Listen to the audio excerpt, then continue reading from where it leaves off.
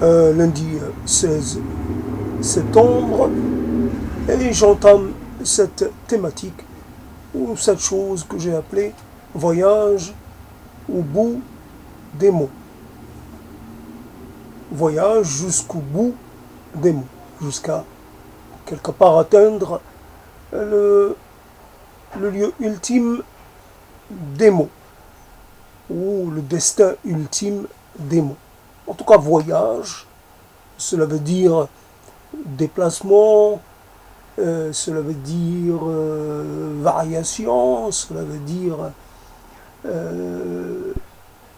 mobilité, mouvance. C'est un voyage mouvant. Il prend des allures différentes, selon évidemment les moments, selon les paysages qu'il traverse, les paysages intérieurs, et évidemment, là encore une fois, donc voyage au bout des mots. On pourrait aussi facilement le jeu de mots, justement, au lieu du M-O-T-S, mettre M-A-U-X, pourquoi pas? Puisque finalement, c'est à travers les mots, c'est grâce aux mots qu'on arrive à parler, à mettre en scène, à mettre en vie nos mots, pour les dire, peut-être pour les faire partager, il faut les mettre en mots. Simplement, pour cette histoire des mots et de l'oralité, je me pose toujours la question pourquoi l'oralité est vécue comme quelque chose de moins important que la chose écrite, la chose consignée sur du papier ou sur d'autres supports. Je pense toujours à cette chose que l'oralité est le début et la fin. L'écrit n'est qu'une étape transitoire. C'est ce qui permet à l'oralité de passer peut-être d'une personne à une autre. Mais ça reste de l'oralité. Quand on lit quelque chose, on la lit à voix haute, mais intérieure, qui n'est pas audible, mais on lit à voix haute. On lit pas, il n'existe pas de lecture silencieuse de façon stricte. On ne sort pas les mots, ils ne sont pas audibles, mais justement, ils le sont dits intérieurement. C'est un drôle, d'ailleurs, la lecture est un drôle d'exercice, ce n'est pas naturel. C'est un exercice qui n'est pas naturel. Une autre façon de faire, on a soi, quand on est avec soi, on a des idées comme ça qui nous traversent, et puis on ne les exprime pas, on les garde. Et quand on est au milieu des autres, à ce moment-là, on les met en mots. Mais l'écriture, c'est quelque chose qui n'est ni de l'ordre des choses qu'on garde au fond de soi, ni de l'ordre des choses qu'on partage oralement, c'est-à-dire normalement. Donc l'écriture est une drôle d'affaire, est une chose évidemment nécessaire, mais pas la mieux indiquée, pas la chose la plus sûre pour pouvoir. Il y a dans l'intonation la transmission de quelque chose. Il y a dans le temps qu'on donne aux mots, il y a une expressivité, une signifiance que l'écriture ne permet pas. Donc, voilà, jusqu'au bout des mots et prendre le parti des mots oraux, des mots audibles, prendre ce parti-là plutôt qu'un autre. Comme quand on doit se décrire un peu, on se décrit à travers les mots. On choisit un certain quantum de mots et puis on se le réserve. Voilà, mes qualités, c'est encore un mot. Je suis voilà, je cite une qualité ou une valeur considérée comme positive, voilà, je prends un mot et je me l'approprie.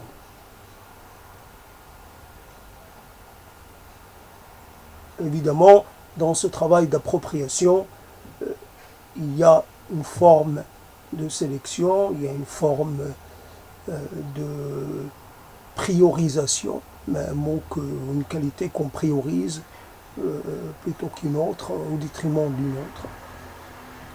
Voilà cette chose, les mots.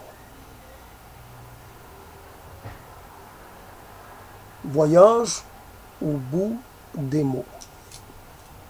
Pourquoi faut-il recourir à ce subterfuge pour s'adresser à des gens qui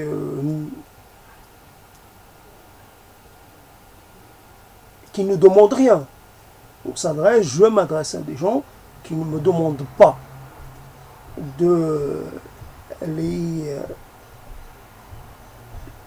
leur transmettre quoi que ce soit.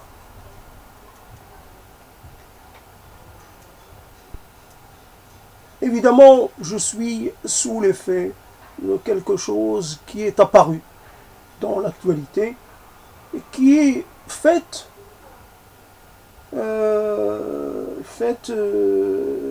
de mots.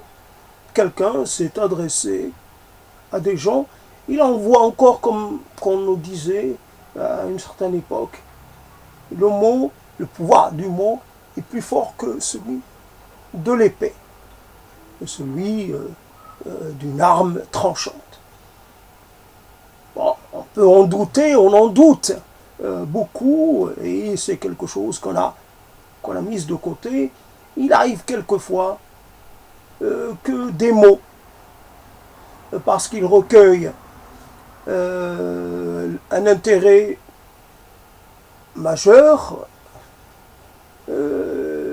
agissent de façon plus déterminante que des armes.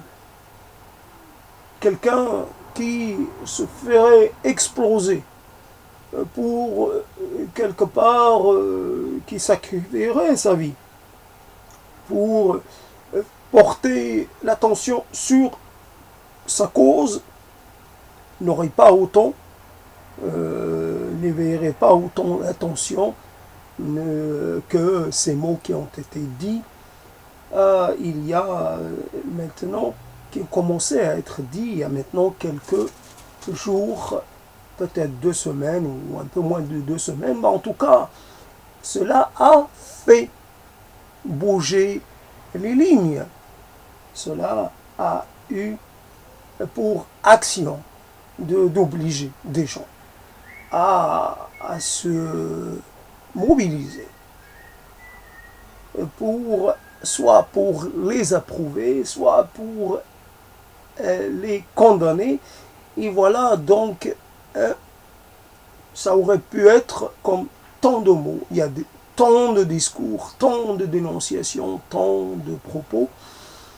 Et beaucoup de propos restent anonymes et oubliés de tous. Mais certains arrivent à connaître un succès au-delà de toute attente. Et ce succès fait en sorte qu'elle enclenche ou qu'elle déclenche quelque chose de très puissant. Voilà, il y a des mots. Voilà encore l'importance des mots, puisque on en a à peu près tous la même compréhension, la même lecture d'un mot. Un mot qui dit une chose est compris à peu près par la majorité des gens comme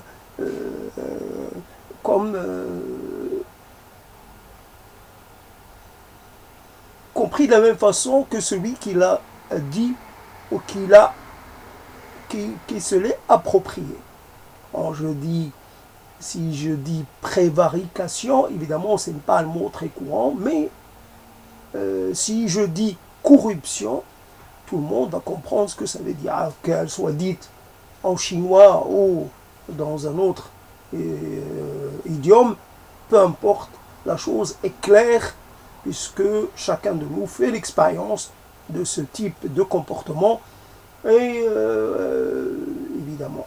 Donc les mots voyagent au bout des mots. Il y a la fin. Alors souvent, en matière de fin, il y a une sorte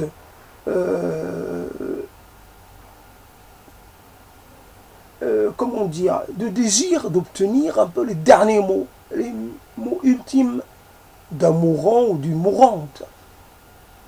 Et souvent, la personne n'a pas spécialement grand-chose à dire, j'imagine.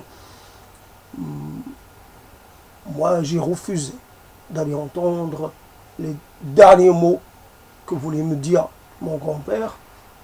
J'avais 8 ou 9 ans, je comprenais rien, j'étais intimidé, donc j'ai pas voulu aller. Et quelque part, ça me reste. Ça me reste évidemment ces mots, je peux essayer de les imaginer de plein de façons, mais ça ne m'apaisera pas quelque part, ça ne satisfera pas ma curiosité, si je puis dire. Encore c'est un mot assez faible pour décrire mon attitude. Évidemment, cela s'est assez dilué avec le temps, mais je le réactualise en parlant. Je lui redonne une certaine visibilité et en parlant en ce moment. Et par exemple, je ne sais pas, le grand-père en question était en train d'agoniser. Je ne sais pas s'il a dit quelque chose à un moment donné, tel que je l'ai gardé en mémoire, une mémoire évidemment, tout ce qui est de pas fidèle. Et quelque part, il y avait une certaine difficulté à déglutir et c'était peut-être, on n'a pas plus la force de dire quelque chose. Hein. Voilà, évidemment la respiration qui devient difficile, pénible. Peut-être qu'on a soif, on demande à boire, mais c'est pas, on pense pas à ce moment-là, on pense pas à dire. Donc c'est des choses apocryphes. Alors les mots dits, un peu au moment de la mort de certains personnages importants, ce n'est pas vrai. Ce sont des constructions. Et comme pour cette photo, qui était pour moi un symbole important de la mort d'un républicain, et j'ai appris. Pour moi, c'était quelque chose qui structurait ma vision du monde, et pourtant j'ai appris que c'était une photo qui a été mise en scène, comme le baiser à Paris, ou le baiser de la Tour Eiffel.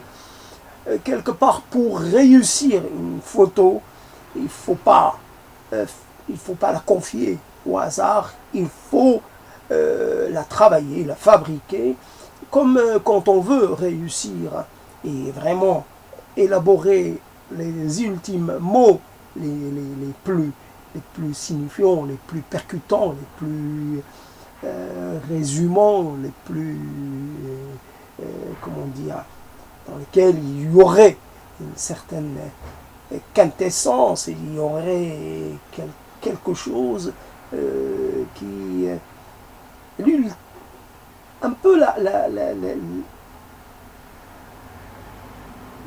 l'intégralité, ou je ne sais pas, quelque chose résumé en quelques mots. En quelques mots, ce qui est impossible, j'en fais l'expérience régulièrement, on ne peut pas se résumer en 2 ou 3 mots, ce n'est pas possible. Donc, il y a des mots. Mais peu importe, l'idée, c'est pas tant d'être dans la véracité, c'est pas le plus important, c'est de nous permettre un peu de nous remplir de mots. Il y a des mots qui sont faux, apocryphes, tout ce qu'on veut, mais je sais pas si aujourd'hui on dit à quelqu'un qui croyant les évangiles apocryphes, il faut les détruire, il faut les faire disparaître entièrement, bah peut-être qu'il ne serait pas d'accord, parce que ça serait une perte quand même. Et ouais, une perte. Parce qu'il y a là, dans ces écrits, quelque chose, un message, un désir, une volonté, c'est l'expression, et puis c'est loin et c'est un héritage du passé, donc on peut pas. On peut pas non, on garde. Alors évidemment, tout en sachant que c'est apocryphe. Alors évidemment, peut-être qu'il y a plus apocryphe, il y a quelque chose plus apocryphe qu'une autre, mais quand même, il y a peut-être une hiérarchie dans les apocryphes. Voilà, quelque chose comme ça. On est voyage au bout des mots.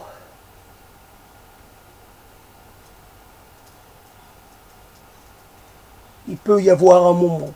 On pense beaucoup à la mort à partir de notre vie de vivant, nos instants de vivant. La mort n'arrive jamais de façon, rarement, de façon soudaine. Elle prépare sa survenue, elle prépare sa venue, elle prépare sa... Et donc, avant de mourir, on a le temps de se désinvestir un peu de la vie, des choses qu'il y a autour de soi. On a un corps qu'on trouve du mal à supporter, à porter, à supporter. On commence un peu à ne plus être dans le désir. On n'est plus dans le désir depuis très longtemps, dans le désir de quoi que ce soit. On est dans la vie tout en étant un peu, beaucoup en dehors de cette chose. Bien sûr, je suis en train de me rendre compte que je fais une sorte de développement qui peut être, que je peux évidemment détruire instantanément. Bien sûr, mon grand-père a voulu me dire quelque chose. Voilà, quelque chose. Donc, qu'est-ce que ça pouvait être, cette chose-là? Voilà, comme sa fille, qui est morte assez jeune, et qui, elle aussi, m'a regardé, m'a tenu la main, si je me rappelle bien, j'ai quelques doutes, mais elle ne pouvait plus parler.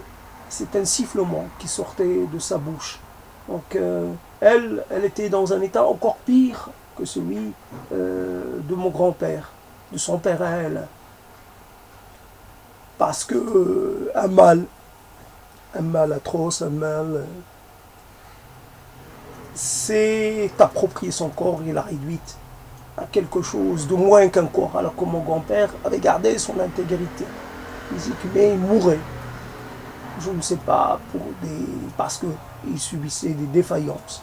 Mais elle, son corps était ravagé par quelque chose. Elle, peut-être que son cœur était encore en bon état, la plupart de beaucoup de ses organes, elle n'était pas vieille. Mais son état était pire que s'il avait été vieille et mourante. Voilà, donc il y a un silence, il y a un regard. Alors, comment interpréter ce regard est difficile. On peut dire, il y a une supplique, il y a quelque chose de cet ordre-là. Il y a un désir, il y a une prière, il y a une question. On peut tout faire dire à ce regard que j'essaie d'imaginer. Objectivement, mais je n'en ai plus tellement le souvenir. Mais voilà quelque chose. Donc, je refabrique cette scène, comme pour beaucoup de choses, mais j'en suis conscient. Je ne le fais pas, j'affabule, mais peut-être, mais j'essaie de rester dans les limites, dans certaines limites. Donc, les mots et la fabulation, les mots et la recréation. Donc ce pouvoir qu'ont les mots de recréer quelque chose qui s'est perdu, qu'on a perdu parce que les choses sont faites pour être perdues, pour perdre de leur intensité, pour perdre de leur netteté. Et à la fin, il reste une impression.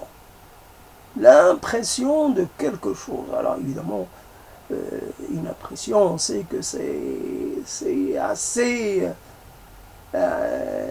quelque part, ça résiste pas trop à une investigation poussée. Dès qu'on essaie vraiment de pousser un peu pour voir, on trouve rien. Il n'y a rien de sûr, il n'y a rien de tangible. Voilà.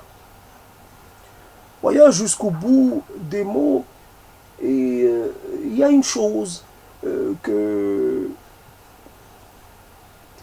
le fait d'avoir perdu le contact avec l'autre est quelque chose que j'ai perdu. Je suis obligé de me contenter de mes propres mots, encore que j'écoute. J'écoute, je regarde, donc quelque part, je ne suis pas totalement en rupture, mais pour ce qui est des mots qui naissent dans l'interaction avec les autres, ceux-là, je les ai pas. Je n'en dispose plus depuis très longtemps. Cela est un peu ma réalité. Donc je travaille avec un contingent de mots assez réduit malgré tout. Et voilà, donc évidemment, j'ai souvent France Culture, et quelque part, je suis une voix qui un peu réactualise des choses qu'elle a entendues sur France Culture principalement, etc., etc. Donc voilà, et ça reste beaucoup, j'allais dire, assez abstrait. Il y a des choses qui sont assez abstraites. Il faut les mots du vécu, les mots qui créent du souvenir, les mots qui créent du regret, les mots qui créent de l'envie, de l'espoir. Tout cela a disparu.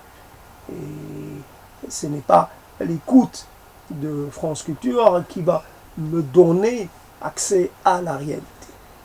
Ça ne fait que, quelque part, ajouter à mon isolement et à mon atomisation, si je puis dire. Voilà donc, voyage au bout des mots. J'ai appris quelque chose. Alors évidemment, ça je l'ai lu. Évidemment, j'ai jamais autant lu que maintenant, où il y a l'Internet. Évidemment, l'Internet, c'est des mots, c'est des images et des mots, et c'est aussi des lettres. Et on lit beaucoup, et quelque chose par rapport, pour expliquer un peu les raisons qui conduisent à préférer l'isolement à autre chose. C'est cette idée que les gens les plus intelligents se retirent du monde parce qu'ils n'ont pas la possibilité d'expérimenter ou de partager cette intelligence. Bien entendu, on peut prendre ça comme on veut, on le prend pour soi, on le prend avec réserve, peu importe. Mais je me rappelle aussi la chose que j'ai entendue, il ne suffit pas d'être intelligent pour agir intelligemment. Je suppose que j'ai de l'intelligence. Mais fondamentalement, à quoi sert l'intelligence quand on n'est pas capable, peut-on appeler ça de l'intelligence, quand on n'est pas capable de répondre à ses besoins les plus primaires et les plus fondamentaux. Alors j'enlève le mot primaire, mais je garde fondamentaux, les plus essentiels. Quand on est incapable d'assurer sa permanence à travers le temps, une descendance, quand on est incapable faire venir à soi des gens, des alliés, des présents. Quand on manque de gens à ce point, est-ce que cela est, on peut appeler cela, est-ce qu'on peut encore appeler cela de l'intelligence? L'intelligence, c'est la capacité de saisir fondamentalement, quelquefois, j'ai une souris optique, enfin une souris sans fil, que j'ai utilisée, à un moment donné, elle ne voulait plus marcher. Je ne comprenais pas. Je ne comprenais pas. J'ai beau enlever, la remettre, etc., changer de pile, tout faire, et puis ça y est, j'ai renoncé. Je me dis, je vais la passer à quelqu'un, je vais lui demander, etc., etc. Et finalement, un jour, aujourd'hui même, je la reprends de nouveau, et puis je vois quelque chose, un petit quelque chose, une petite languette, et je fais avancer cette languette, et ça y est, la lumière revient.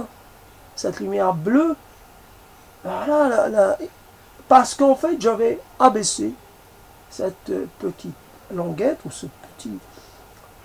que voilà, il a fallu peut-être un an ou plus d'un an pour que cela s'accomplisse. Là, il s'agit non pas d'une réflexion, il s'agit de quelque chose de totalement accidentel, et comme ça a commencé par un accident, ça s'est résolu par un accident, mais finalement, donc, parce que je ne savais pas, donc il y a dans ce type de dispositif, il y a moyen de l'éteindre pour évidemment préserver la pile. Donc je n'avais pas pensé à cela. Je me disais, mais c'est pas possible. À chaque fois, d'ailleurs, je m'étais posé la question, à chaque fois, cette souris va rester, comment dire, allumée. Donc, ça va consommer beaucoup de piles. Et non, il y a ce dispositif, justement, d'extinction pour économiser la pile. Donc, si j'avais fait acte d'intelligence, c'est-à-dire intelligence pleine, j'aurais compris, j'aurais un peu segmenté la chose, et bout par bout, évidemment, chaque objet a une configuration qui est une configuration logique, qui doit contenir un peu toutes les possibilités en relation avec son utilisation. Chaque objet qui marche, qui est utilisé, peut être qui est activé, peut être désactivé. Comment on désactive cette chose-là? Donc l'intelligence, quand on imagine que simplement cette chose-là qui peut vous laisser un peu impuissant pendant un temps presque infini. Vous êtes impuissant. Vous n'avez pas la solution. Imaginons nos impuissances dont nous ne sommes même pas conscients. L'intelligence, c'est la capacité qui permet de comprendre un peu quelque chose dans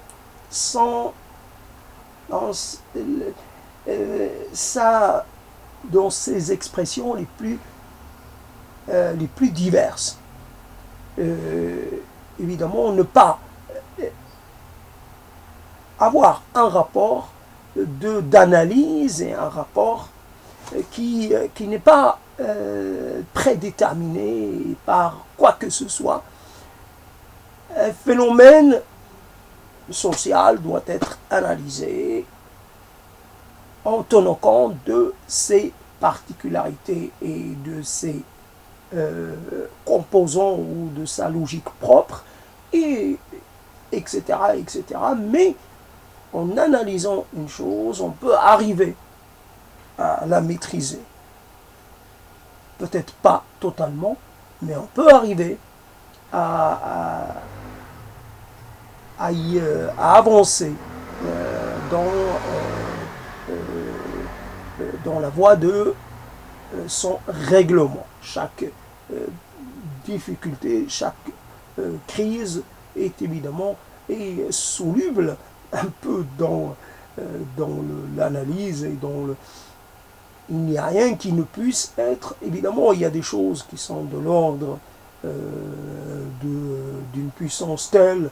Évidemment, quand on a... il y a des domaines que l'analyse ne peut pas approcher. Le domaine du biologique, un certain nombre de domaines, etc.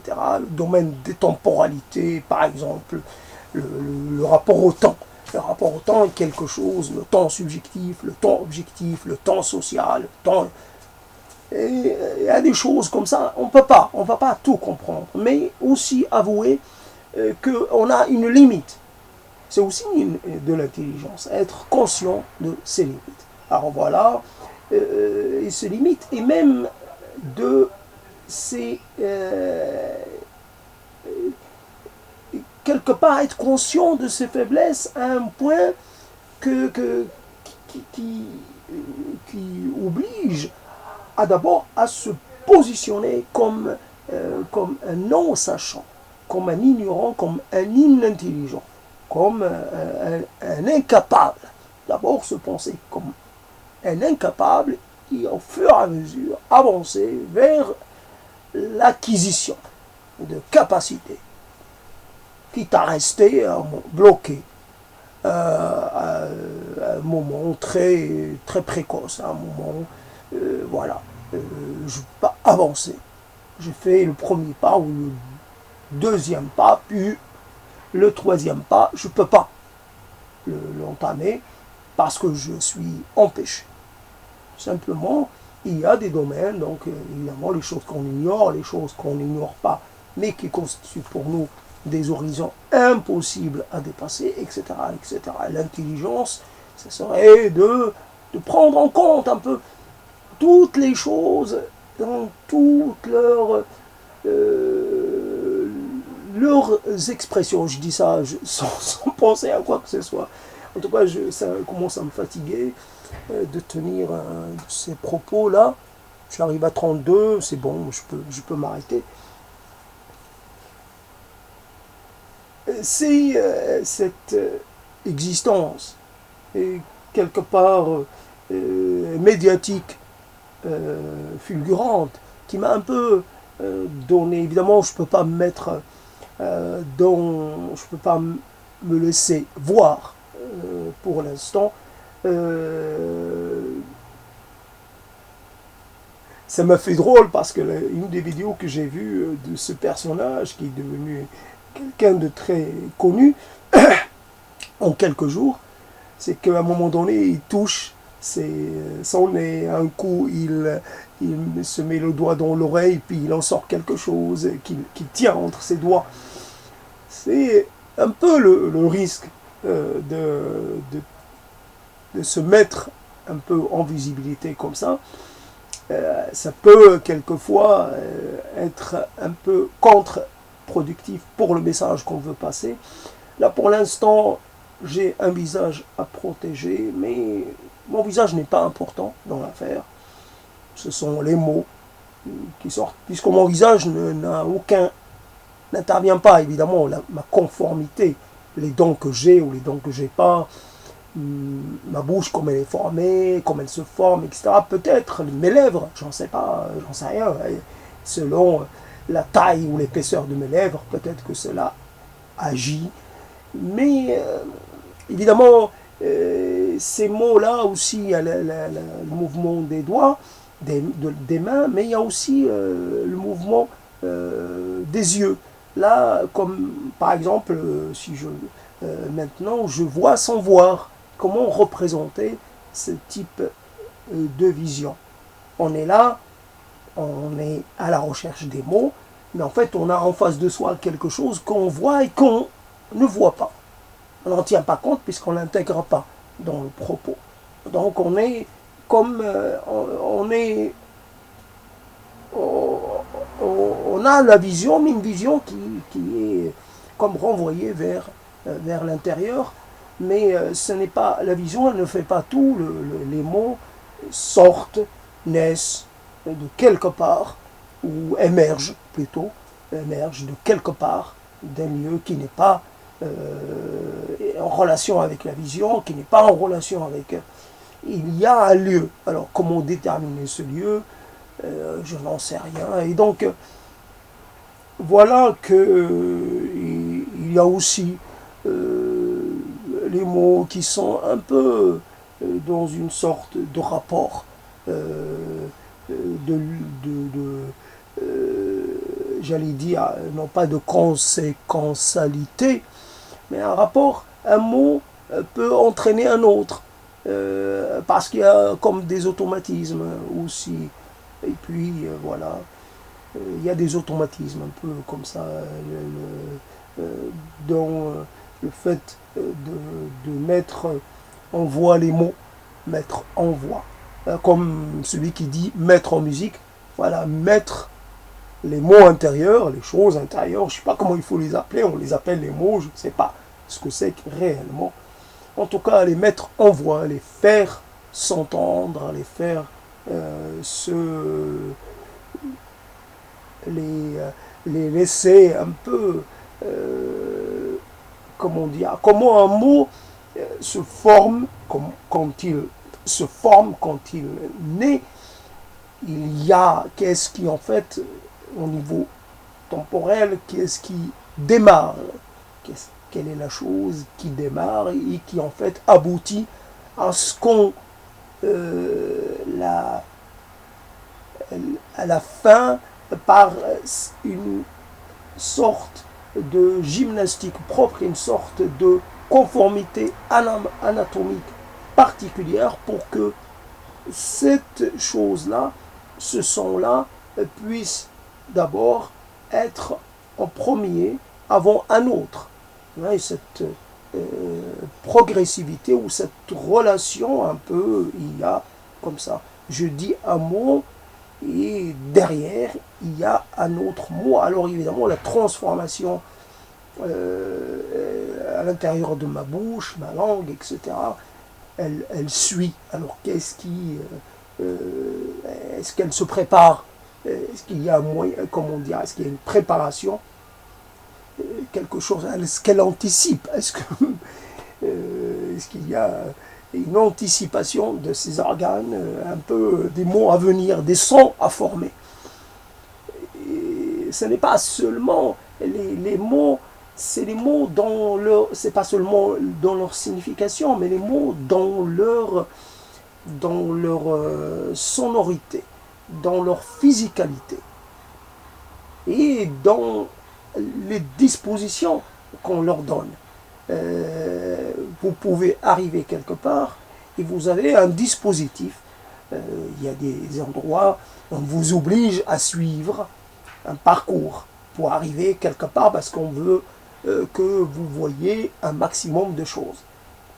Et évidemment, dans ce dispositif, il y a, qu'est-ce que je voulais dire? Il y a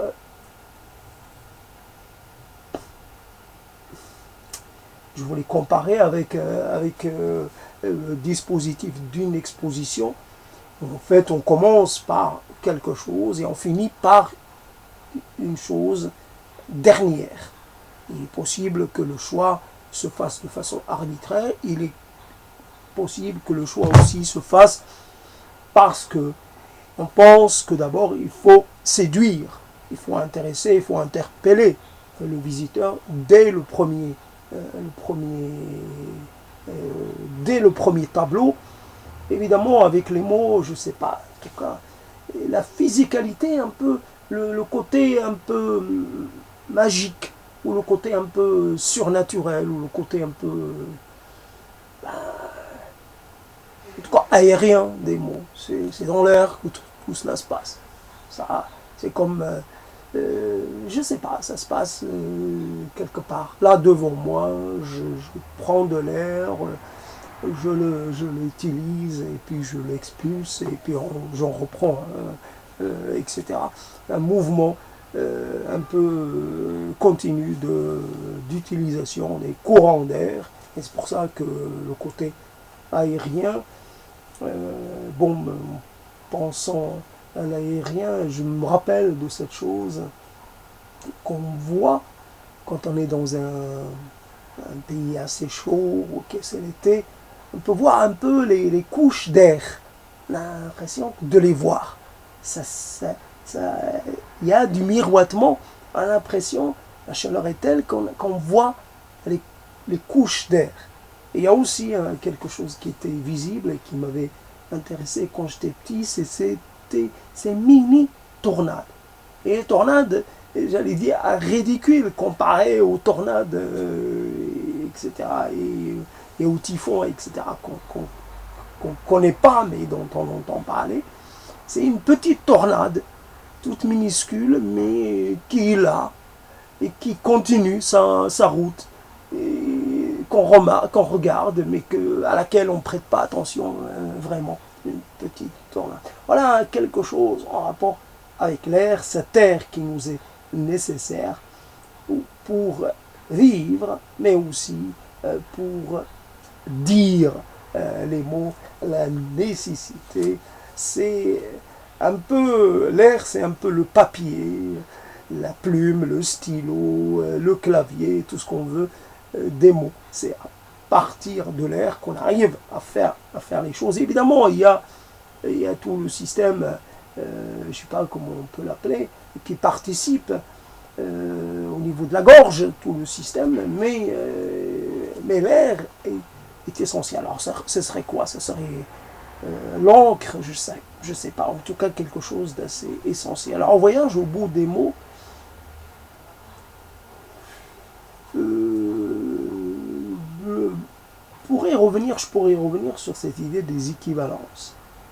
Et bien que j'ai grandi dans un monde qui était basé sur une dichotomie fondamentale, une séparation entre des valeurs, et malgré tout, je peux être conduit à penser que les choses qu'on fait, qu'on les fasse ou qu'on les fasse pas, le résultat est un peu le même. Alors, on peut le penser, le penser. Et on peut le penser et ne plus le penser juste après. Mais si je dois me limiter, ça serait un peu plus, ça peut aller dans ce sens. Si je pense à quelqu'un que je ne vois plus, quelqu'un avec lequel j'ai eu une certaine proximité, est-ce que je peux aller lui dire? Fondamentalement, il y a un moment, c'est pas que je t'ai oublié, c'est pas que je peux pas dire oui, j'ai fait ma vie depuis, non. J'ai toujours un espace pour cet être. Et quelque part, dans ma mémoire, dans mon imagination, dans mon intériorité. Mais le problème, c'est que, qu'est-ce que je pourrais dire? C'est que, fondamentalement, on rencontre des gens, on ne sait pas exactement si cette rencontre était nécessaire ou pas. On pourrait faire l'expérience, un peu de tenir le même discours, avoir les mêmes questions, les mêmes opinions, les mêmes phrases, et d'aller un peu les dire à des gens différents, dans des contextes très différents, pour essayer de voir. Quelquefois, on rencontre quelqu'un qui nous emballe, et on lui adresse quelque chose de bien, on essaie de concocter un discours de séduction et de, je sais pas, de quelque chose de bien, qu'on essaie de vraiment, comme quelqu'un qu'on voudrait recevoir, qu'on sait qu'on va recevoir et que pour lequel on a vraiment beaucoup d'intérêt, alors on essaie de lui faire quelque chose qui va lui vraiment faire, qui va lui faire grand plaisir. Alors on se, comment on dit ça, on essaie de faire de son mieux, j'ai oublié l'autre verbe, on s'applique, voilà, on s'applique, et puis on essaie d'être plus rigoureux dans le travail. Et donc, il y a tellement d'erreurs sur les gens et sur les vis-à-vis, sur l'interlocuteur ou l'interlocutrice, tellement il y a des messages qui n'auraient jamais dû être adressés à certaines personnes et pourtant ils l'ont été. Alors le regret, il est où? Il est à placer où? Le regret, il y a comme cela, je ne sais pas, on pense toujours qu'il n'y a qu'une porte un peu pour accéder à la vie, à la vérité, tout ça, et on frappe à cette porte. Sans fin, on frappe, on demande, on attend, et puis on refrappe, et puis on espère, puis on désespère, puis on attend.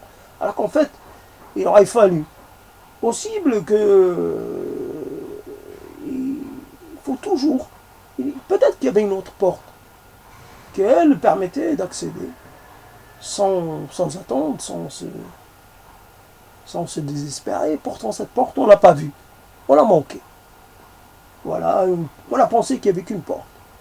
Il y avait une porte, mais... Oui, il y avait cette porte. C'est réel, c'est vrai, il y a cette porte. Mais qui dit une porte peut aussi supposer qu'il y en ait d'autres. D'autres. Alors évidemment, il y a un être. Et puis évidemment, il y a des êtres. Mais il y a une multiplicité d'êtres. On peut avoir pour... un peu compagnon de voyage, compagnon de vie, quelques personnes. Mais souvent, ces personnes, un peu, on garde un certain rapport avec eux, qu'ils soient présents ou absents, mais finalement, on ne s'en libère pas. On ne va pas à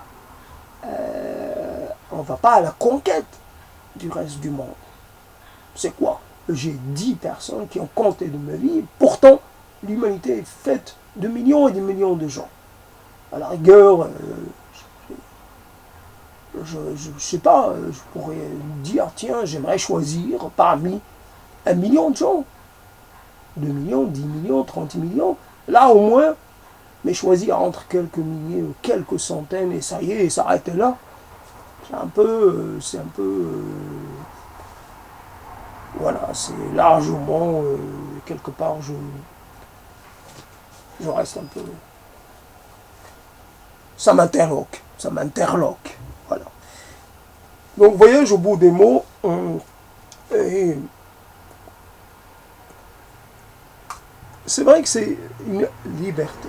Quand vous êtes en face de quelqu'un, vous devez un peu comme vous devez, évidemment, arranger votre position, arranger votre regard, tout, avoir une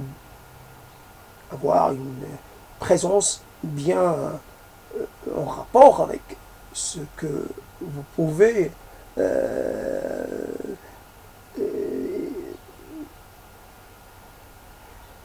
comment dire, vous êtes obligé, non pas de vous aligner, mais de tenir compte de l'autre. Évidemment, dans les mots, on tient compte de l'autre. Même quand l'autre n'est pas là, on en tient compte. Il n'y a pas de liberté. Bien sûr, je ne suis pas obligé d'attendre la réponse de quelqu'un, de voir si il est réceptif à ce que je dis ou pas du tout. J'ai cette liberté-là, je peux l'appeler liberté, mais en fait, je ne sais pas si c'en est vraiment, parce qu'il y a toujours une certaine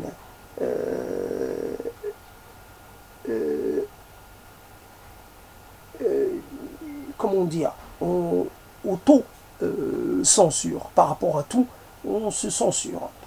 Et même les mots qu'on dit, on les dit de façon à ce qu'ils soient, à ce qu'ils puissent éveiller un intérêt. S'il n'y avait pas cette idée d'aller chercher l'intérêt de l'autre, on n'a pas de liberté en fait parce qu'on cherche toujours à recevoir l'attention et évidemment on cherche à être approuvé. Alors évidemment on n'est pas libre parce qu'on cherche, on quête on court après l'assentiment de l'autre. On n'est pas libre de l'autre, même quand l'autre, on n'est pas libéré de l'autre, même quand l'autre est absent depuis très très très longtemps. Ce sont les mots à l'aveu. Le terme de l'aveu est intéressant. Il n'y a pas que l'aveu stalinien. Dans les contextes staliniens, il y a aussi d'autres aveux. J'avoue, j'avoue un peu la limite de l'exercice et la limite un peu de toutes les choses qu'on pourrait dire ou auxquelles on pourrait aboutir. Il n'y a pas d'autonomie, il n'y a pas d'indépendance. Il y a l'autre est toujours là, parce qu'il est là. Et il est dans nos moments d'éveil, dans nos moments de non-éveil, il est là. Au moment les plus inattendus, l'autre fait éruption. Bien sûr, l'autre peut être un vestige, mais il est présent. C'est un fantôme qui nous quitte. Ce sont des fantômes, l'autre c'est des fantômes, c'est des autres, et ces autres-là ne nous quittent jamais. Bien entendu, quelquefois, il y a des visiteurs comme ça, saisonniers. Il y a quelqu'un où on s'en souvient une fois l'an. Et puis il y a quelqu'un qui est là présent assez régulièrement. Et puis il y a des gens auxquels on ne pense qu'une fois tous les 4 ans, 5 ans, 6 ans. Et ça ne veut pas dire qu'on n'y pense pas. On y pense. On y pense parce que il y a quelque chose d'eux qui va nous revenir un peu par rapport à quelque chose, les associations d'images, de sensations, d'impressions font revenir des gens à la mémoire. Et il y a des gens qu'on fait revenir juste pour un peu les admonester, leur crier après, un peu pour essayer de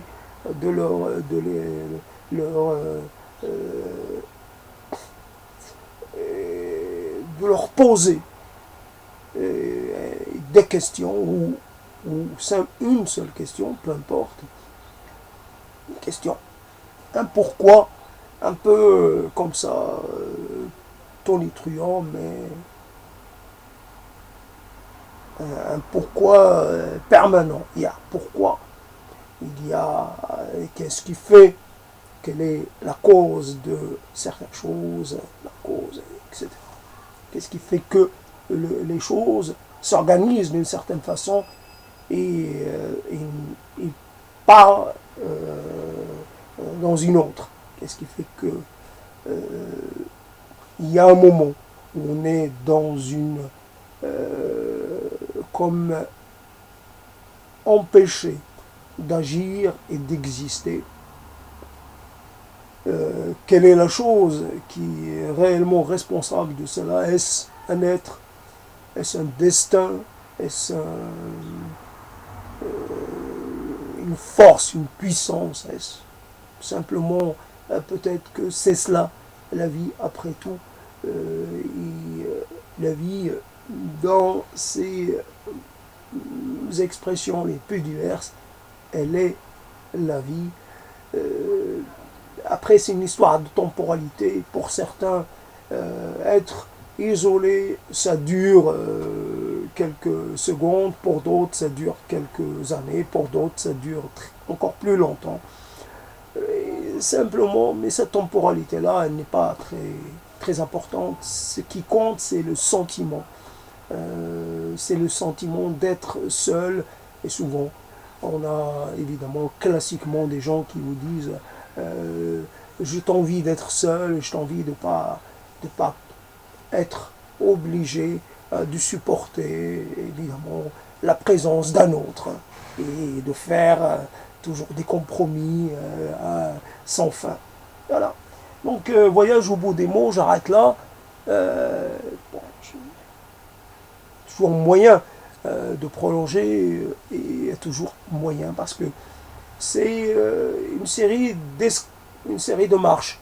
Voilà, une série d'escaliers un peu à l'infini. Alors on finit cette série de marches, et puis on tombe sur une autre. Et donc si quand on dit les mots, on est un peu dans cette, je sais pas quoi, de Moebius, et finalement, à un moment donné, il faut arrêter de monter, de descendre les marches. À un moment donné, on décide comme ça, de façon un peu arbitraire, que ça suffit. Jusqu'à la prochaine, évidemment. Cela est continu, cela n'est pas quelque chose que je vais arrêter. Voyage au bout des mots jusqu'au moment où je n'aurai plus la force, ou plus le désir. Bon, on ne sait jamais. Le désir de dire les mots, de les expectorer, de les faire un peu comme ça, exister. Bien sûr, une fois que j'aurai arrêté, je ne sais pas dans quel état je vais être. Obligatoirement, il y a d'autres mots qui vont prendre le relais. Je vais continuer de me parler de façon, j'allais dire, plus ou moins consciente, plus ou moins prégnante. Je me parle. Et je suis quand même dans un état où finalement j'ai tellement intégré certains sentiments, et je me suis un peu dans ce rapport à la culpabilité, par exemple, pour choisir cette chose-là. La culpabilité est quelque chose que j'ai éprouvé pendant très longtemps. Aujourd'hui, je m'en suis accommodé. D'une certaine façon, je ne me réveille plus en sursaut en disant tiens, c'est devenu une chose normale. On va dire une chose comme quelque chose que vous avez perdu. Vous vous arrangez avec. Vous avez perdu une capacité. Là, vous faites avec et vous vous en accommodez d'une certaine façon. J'ai perdu tout ce qui peut donner sens à la vie, mais voilà, je continue un peu, je ne mets pas fin à ma vie, je sais que et au moins, j'en sais rien, je prolonge un peu, c'est parce qu'en fin de compte, ça ne change rien, que je mette fin à ma vie maintenant, ou que je reste encore ici bas pendant quelque temps, ça ne change rien. Fondamentalement, là, il y a une équivalence parfaite. L'univers n'aura rien perdu dans le fait que je ne gagnera rien, dans le fait que je précipite ma mort. C'est une fois, quand on sait que quelque part, on sait de façon certaine, pas comme avant, on sait de façon, comment dire, on a acquis la conviction on va vers quelque chose de définitif, d'irréversible, et pas des plus intéressants. C'est pas, on n'accélère pas un peu, non, je ne demande rien, je ne demande pas la mort immédiate, non, je tiendrai pas le discours. C'était le discours sur la fin de vie, sur le désir de mort. C'est un discours un peu qui avait une certaine nécessité à un moment donné. Il l'a plus. Parce que de toute façon, même sur le moment, même quand j'avais ce désir-là ou cette expression-là, ben, j'ai pas mis fin à mes jours. Parce que il y avait une sorte de... je m'étais gardé un autre quelque chose, non pas un désir de vivre, mais je n'avais pas foi dans ce que je professais. Je n'avais pas une foi totale. Et donc, voilà. Je suis un survivant. J'ai survécu, en fait, à moi-même d'une certaine façon et à certaines tentations comme cela qui m'avaient un peu envahi à des moments particuliers. Voilà, j'arrête là.